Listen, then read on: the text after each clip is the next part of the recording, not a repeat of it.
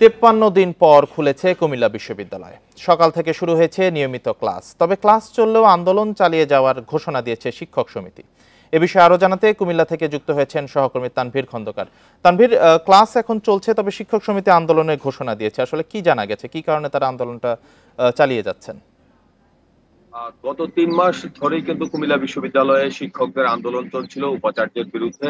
বিভিন্ন অনিয়ম দুর্নীতির অভিযোগ এনে উপাচার্যের বিরুদ্ধে শিক্ষকরা বলে আসছিল যে তাদের দাবি দেওয়া যদি না মানা হয় তাহলে কিন্তু তারা কঠোর কর্মসূচিতে যাবে।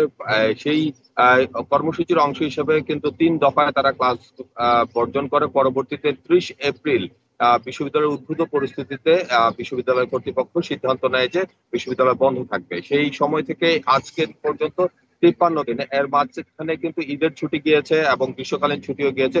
53 দিন পরও কিন্তু সেই শিক্ষার্থীরা আজকে ক্লাসে ফিরতে পারলো। তো কিছুক্ষণ আগেই আসলে ক্লাস শুরু হয়েছে। আমরা শিক্ষার্থীদের সাথে কথা বলেছিলাম।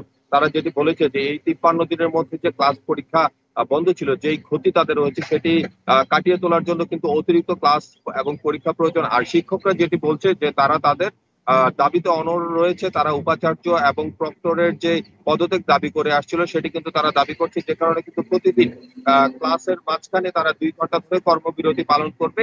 আর এই ক্ষেত্রে কিন্তু তারা সেটিও বলছে যে এই বিশ্ববিদ্যালয় বন্ধ থাকার কারণে শিক্ষার্থীদের যে ক্ষতি হয়েছে সেটি পুষিয়ে নিতে তারা অতিরিক্ত ক্লাস এবং পরীক্ষা নেওয়ার জন্য তারা প্রস্তুত রয়েছেন। কিন্তু শিক্ষক সমিতির একটাই দাবি, তারা বলছে যে উপাচার্যকে পদত্যাগ করতে হবে এবং তাদের যে দাবি সেটি কিন্তু এই আগামী 20 তারিখ অর্থাৎ 20 জুলাইয়ের মধ্যে তারা সেটি মেনে নিতে হবে। যদি মেনে নেওয়া না হয় আবারও তারা কোনো কঠোর কর্মসূচির দিকে যেতে পারে।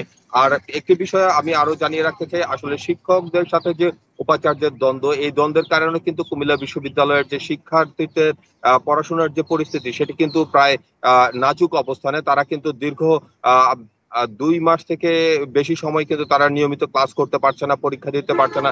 যে কারণে কিন্তু করোনার সময় যে সেশন জট তৈরি হয়েছিল সেই সেশন জট কিন্তু এখন প্রকট হয়েছে।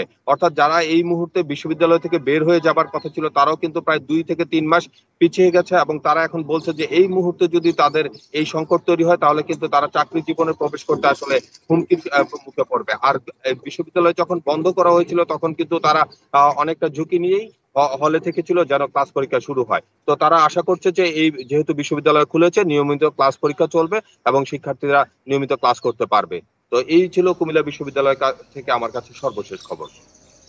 কুমিল্লা থেকে জানাচ্ছিলেন সহকর্মী তানভীর খন্দকার।